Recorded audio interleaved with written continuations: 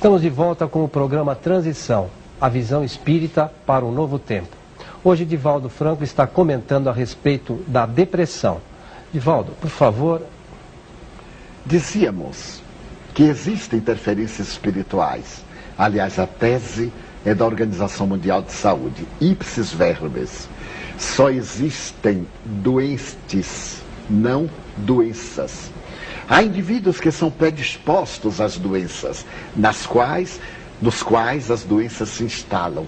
Tese espírita. Allan Kardec dizia que não existem doenças, existem doentes, porque o espírito é que é o devedor.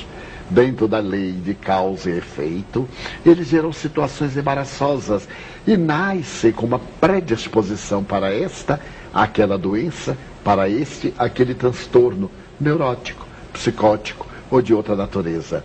Então, o ser em si é o doente. Deverá ser tratado o doente nas raízes da doença.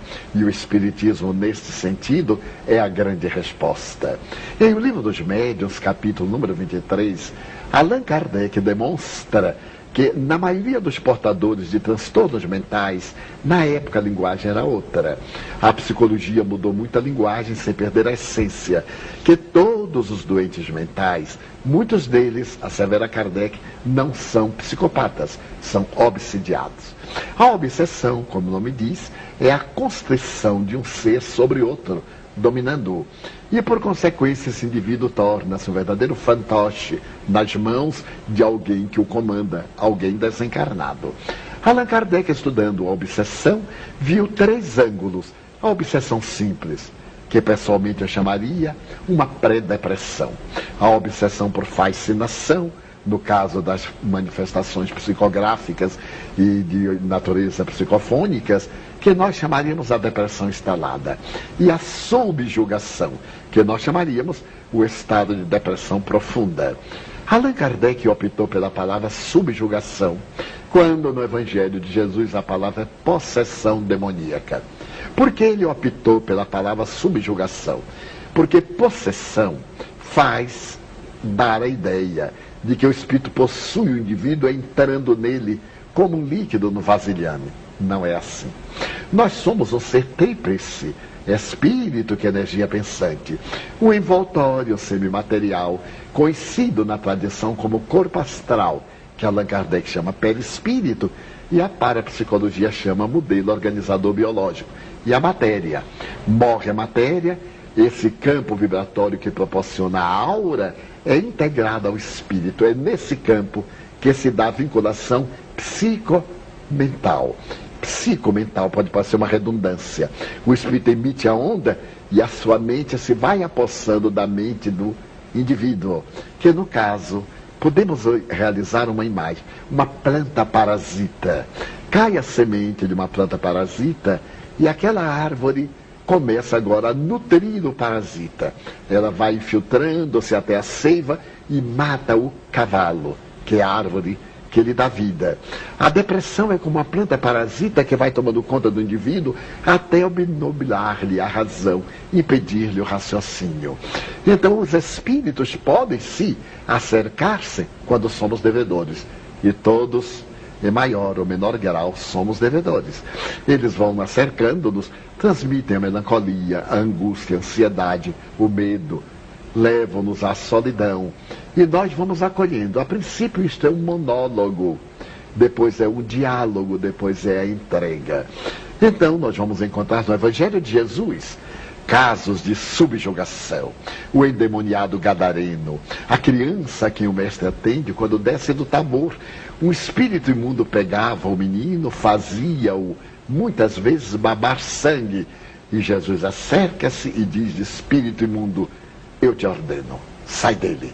Com a sua autoridade, o espírito infeliz desligou-se e a criança recuperou a saúde. Então, nos problemas de transtorno, de afetividade bipolar, na depressão, nós temos as obsessões. Vale a pena recorrermos às terapêuticas admiráveis do Espiritismo. Quais? A psicoterapia, as palestras espíritas, participarmos das reuniões doutrinárias, ouvirmos a leitura edificante para sairmos do pessimismo, a água magnetizada, também chamada água fluídica, e a bioenergia.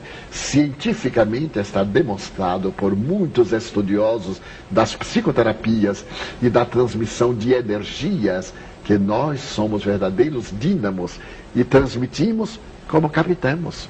Quanta gente me disse, eu ia andando, encontrei um amigo e perguntei-lhe como vai, e apertei-lhe a mão. Ele disse, com muita dor de cabeça. A partir dali ele foi bem e eu saí com a dor de cabeça.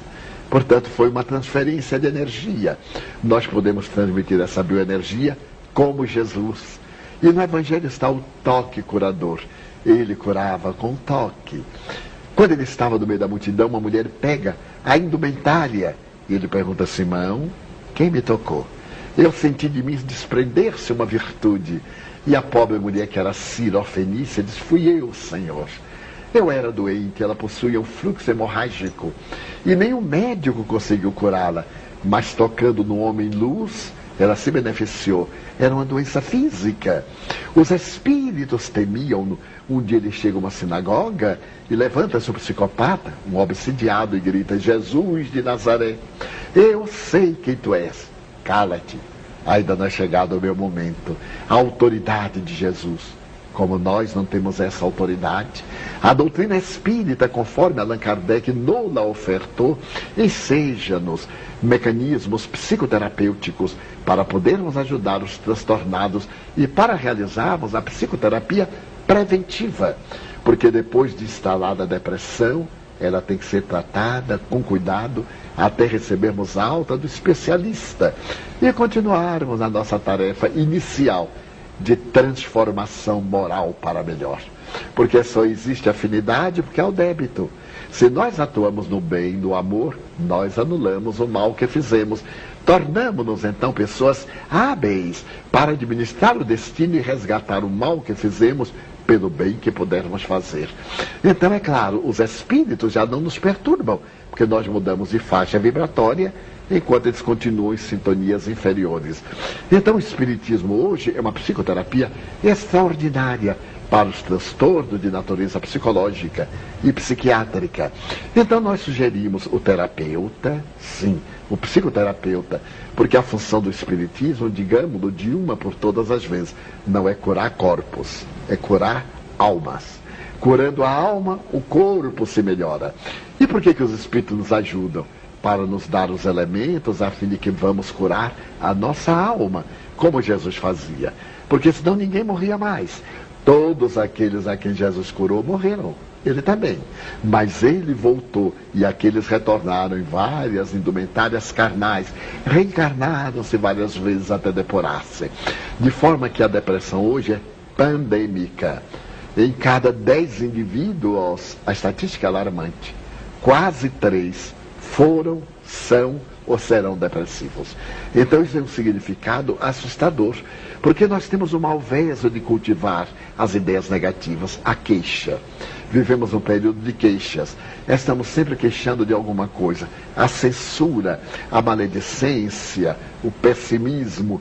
Quando o Evangelho de Jesus, que se chama a Boa Nova, é todo um poema de exaltação da vida, nos propõe alegria. Então é necessário viver com alegria mesmo na dor. Eu me recordo de uma experiência pessoal. Eu havia terminado uma conferência em uma universidade. Porque eu sou uma pessoa de poucas letras, eu fui à conferência da universidade com muita preocupação. O receio de um acadêmico me fazer uma pergunta embaraçosa, de eu não ter a possibilidade de me tornar claro, enfim, a preocupação do indivíduo que zela pela doutrina que abraça. Mas proferi a conferência, atendi as perguntas, houve um debate muito interessante, e quando terminou, nas palavras finais, eu me recolhi, apesar de estar aparentemente alegre no ambiente, eu me recolhi e comecei a agradecer a Deus. Oh, muito obrigado, Senhor. Pelo menos eu não compliquei a proposta libertadora do Espiritismo. Agradecendo jubiloso. Quando Joana de Ângeles, a mentora espiritual, me apareceu e perguntou-me: que fazes? Eu disse: estou agradecendo, minha irmã. Agradecendo pelos bons resultados, pelo menos momentâneos. Ela me disse: meu filho, eu vou dar-te uma ideia. Já que tu agradeces o bem que te aconteceu, agradece o mal que não te aconteceu. Eu achei curioso, nunca havia pensado isso. Bastava o automóvel ter furado o pneu, eu perdi o horário. Qualquer um problema, uma gripe, uma indisposição gástrica, quantas coisas poderiam ter acontecido que não aconteceu. Eu então comecei a agradecer a partir daí. Muito obrigado pelo bem, muito obrigado pelo mal que não me aconteceu. Eu estava numa conferência de viagem em Londres e narrei este fato que me parece curioso. Veio ter comigo uma senhora no fim, eu pedi ao intérprete para me ajudar, que eu não falo inglês, e ela me disse: senhor Franco, eu quero lhe dizer uma coisa curiosa. O senhor agradece a Deus o bem que ele fez? Eu digo: sim, senhora. O mal que não aconteceu? Eu digo: sim, senhora. Pois eu agradeço também o mal que me aconteceu. Eu levantei o sobrecílio, o supercílio, e olhei para ela. Ela disse: sabe por quê, senhor Franco? Porque só me acontece o que eu tenho necessidade para evoluir. Meu Deus, é a lei da reencarnação. Só nos acontece o que nós devemos. Eu nunca havia pensado nisso. E adicionei. Então agora agradeço o bem, agradeço o mal que não cedeu. E quando algo desagradável me aconteceu, muito obrigado, Senhor, porque desta dívida eu me libertei. Então a vida é um hino de alegria. Se você deseja ter saúde, libertar-se ou evitar a depressão, ame, porque quem ama é profundamente feliz. Joana de Ângeles ensinou-me um código muito curioso: saudar o dia diariamente. Ao abrir a janela ao amanhecer, dizer: meu Deus, há um sol brilhando dentro de mim. Não é o sol, o astro rei, é a alegria de viver. Porque eu terei a oportunidade de reparar erros, como ensinava Santo Agostinho, na resposta à questão 919 do conhece-te a ti mesmo. Fazei como eu quando estava na terra, disse o grande bispo de Hipona. Diariamente fazia a minha reflexão. Quando achava que errei, no dia seguinte eu pedia desculpas. E quando eu achava que procedi bem, no dia imediato eu prosseguia. Então eu digo: oh, que maravilha, há um sol brilhando dentro de mim. O sol da vida, da oportunidade, da alegria. Depois ela me disse: agora o segundo item: eu nasci para amar. A maioria de nós nasceu para ser amado. Mas o amor é um bumerangue. Primeiro ame, jogue o bumerangue. Ele vai voltar. Não importa quando nem como, ele vai voltar. O terceiro item: eu nasci para servir. Porque quem não aprendeu a servir, ainda não aprendeu a viver. O quarto item é muito curioso: o mal que me fazem não me faz mal. O mal que me faz mal é o mal que eu faço, porque me torno um homem mau, de verdade. Se alguém gosta menos de mim, eu continuo o mesmo. Se alguém me elogia muito, eu continuo intrinsecamente o mesmo. Mas quando sou eu quem faz o mal, isto é muito ruim, porque eu passo a ser um indivíduo mau. E por fim, a vida é bela. Nós temos que homenagear a vida, todos os itens da vida, a bênção de uma família, a bênção do trabalho. Quantas vezes o funcionário atende mal o seu cliente, mas ele vive do cliente, mas ele atende mal, porque para ele a vida não é bela. Está de mau humor, deseja ganhar o que não sabe administrar, deseja gozar sem trabalhar, e ninguém pode desfrutar sem o trabalho que lhe dá dignidade. É ainda primarismo do espírito, diríamos em linguagem psicológica, imaturidade psicológica. Ao invés de termos uma reação, termos compaixão. A ONU e a Unesco reconhecem que vivemos a época em que a compaixão desapareceu. Então é necessário que os nossos ideais deem vida para a nossa saúde e que os depressivos reconsiderem: eles não são doentes, eles estão com o transtorno bipolar da afetividade. E se voltarem para o bem, ficarão bons. Sigam tranquilamente as recomendações psiquiátricas, psicológicas ou psicanalíticas, de acordo com a origem da doença, e principalmente busquem Jesus, o psicoterapeuta da humanidade, que se desvela hoje na doutrina espírita. Divaldo, muito obrigado. E se você quiser rever esse programa e todos os nossos programas anteriores, é só entrar em nosso site. Um abraço a todos e até o nosso próximo encontro.